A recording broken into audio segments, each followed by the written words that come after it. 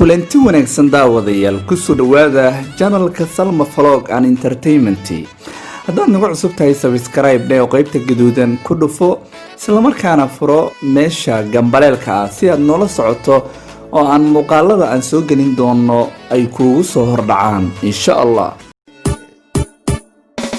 haweeney u dhalatay dalka South Africa ayaa waxaa ninkeeda uu furay isla toddobaadkii aqalgalkooda kadib markii uu arkay iyadoo si naashnash la'aan ah wajigeeda uu ku soo baxay.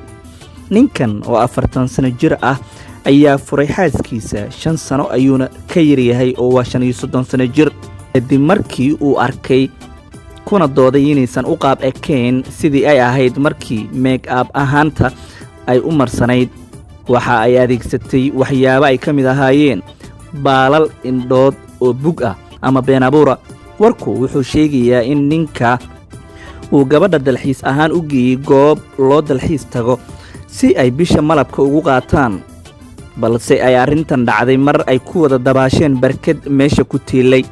kadib markay ka soo baxday gabadhii waxa ay mar kaliya wajigeedii uu noqday mid cusub oo ka duwan kii uu ku bartay ninkeeda, maxaa yeelay waxa ka dhaqmay naashnaashkii. ninka wuxuu ku dooday inuusan aqoonsan karin xaaskiisii maadaama uu ka bedelmay wajigii uu ku bartay. gabadha waxay ku dooday in ay aad uga qoomamaynayso isla markaana ay doonaysay in ninkeeda ay mar uun runta u sheegto, balse ninkeedii ayaa diiday dib dambe inuu ula sii noolaadana waa uu ka cagajiiday isla bartii ayuuna ku furay ninkaasi.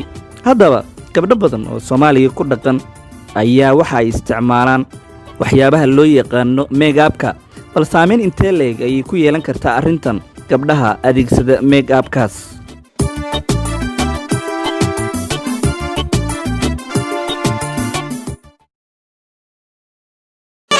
gudaha daawadayaal intaasaan ku soo gabagabeynayna muuqaalkan oo aad ka daawanayseen channelka Salma Vlog and Entertainment.